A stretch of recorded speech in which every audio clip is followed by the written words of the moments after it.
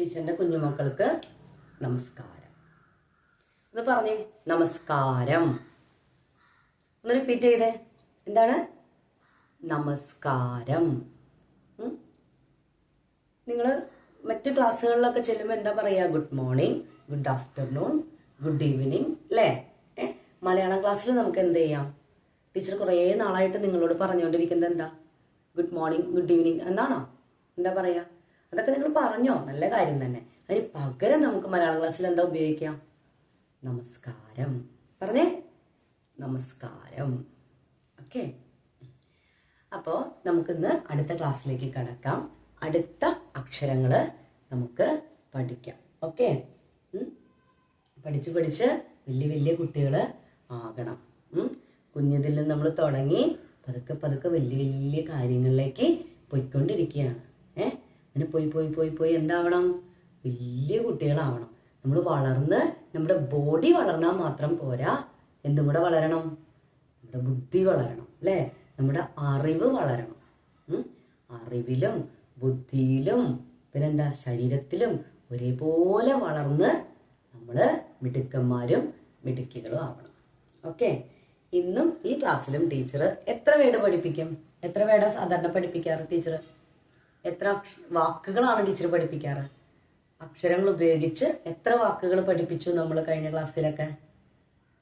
2 വാക്കുകൾ അല്ലേ? ഈ ക്ലാസ്സിൽ നമുക്ക് 2 വാക്കുകൾ മാത്രം പഠിച്ചാൽ മതി.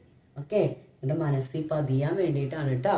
ഒരുപാട് വാക്കുകളായി കഴിയുമ്പോൾ നിങ്ങൾക്ക് തന്നെ കൺഫ്യൂഷൻ ആവും. അപ്പോൾ ഫിൽ ഇൻ ദ ബ്ലാങ്ക്സ് ഒക്കെ വരുമ്പോൾ അയ്യോ ടീച്ചറെ അത് ഒരേപോലെ അക്ഷരം വരുന്നു, ഞങ്ങൾ ഇതെടുത്ത് ഏത് അക്ഷരത്തിൽ ചേർക്കും, ഇവിടെ എന്ത് ചേർക്കും എന്നൊക്കെ ആകെ കൺഫ്യൂഷനാവും. അപ്പോൾ കുറച്ച് കുറച്ച് പഠിക്കുമ്പോൾ കുറച്ച് കുറച്ച് ടെസ്റ്റ് തരുമ്പോൾ നിങ്ങൾക്കത് പെട്ടെന്ന് മൈൻഡിൽ സെറ്റ് ആവും. പഠിക്കാം.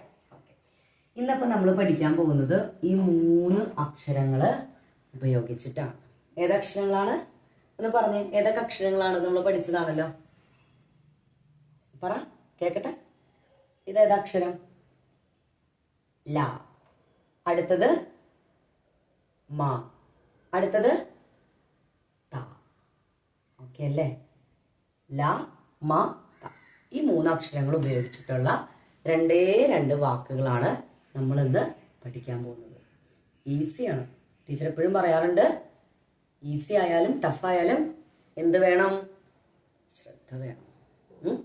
ശ്രദ്ധയോടെ ഇരുന്നാലാണ് നമുക്ക് കാര്യങ്ങൾ വ്യക്തമായി മനസ്സിലാക്കാൻ പറ്റുള്ളൂ. ഓക്കെ,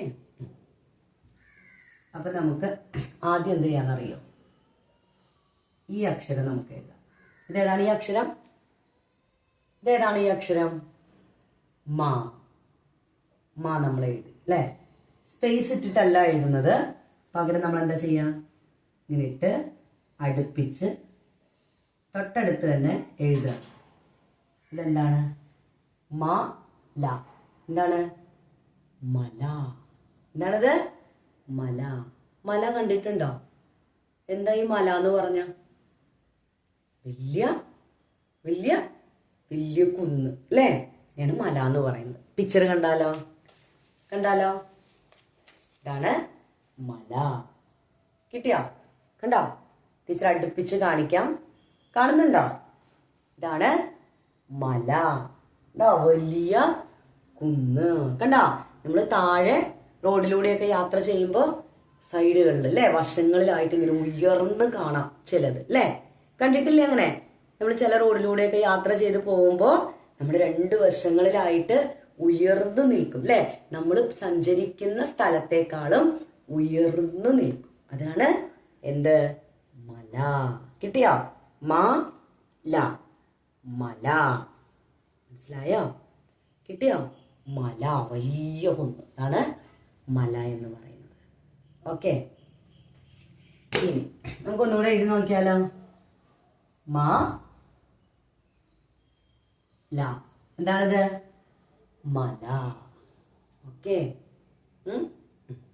ഇനി അടുത്ത ഒരു വേർഡ് നമുക്ക് പഠിക്കാം. ടീച്ചർ സ്പീഡില് പോകുന്നുണ്ടോ?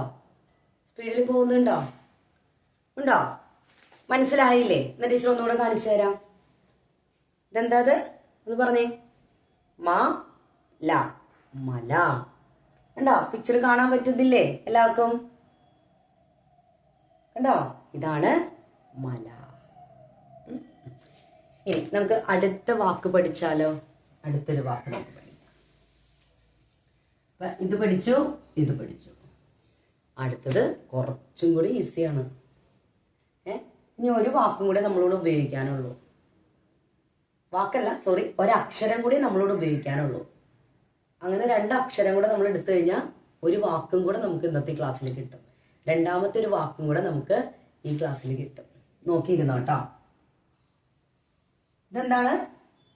ഇതേതാണ് ഈ അക്ഷരം? പറ, നിങ്ങൾ പറ. ടീച്ചറിന്റെ ഇടയ്ക്കിടയ്ക്ക് ഓർമ്മക്കുറവുണ്ട്, മറന്നു പോകും. അപ്പൊ ആരാ ഓർമ്മിപ്പിച്ചു തരണ്ടേ ടീച്ചറിനെ? ആരാ ഓർമ്മിപ്പിച്ചു തരണ്ടേ? ഞങ്ങളാണ് അല്ലേ. അപ്പൊ നിങ്ങൾ ഓർമ്മിപ്പിച്ചു തരണം. ഇതേതാണ് അക്ഷരം? ടീച്ചർ മറന്നുപോയി. താ. ഓക്കെ, മിടുക്കന്മാര് പിടിക്കണം. അപ്പൊ താ നമ്മൾ എഴുതി.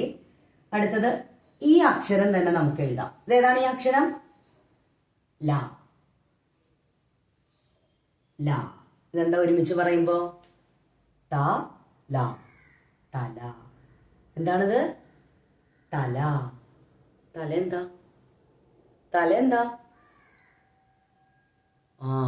ഇതാണ് തല അല്ലേ? ഹെഡ്.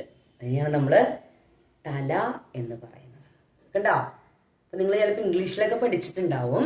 പക്ഷെ അതിന്റെ മലയാളം എന്താന്നുള്ളത് കൃത്യമായിട്ട് ചിലപ്പോൾ അറിയാൻ പറ്റില്ല.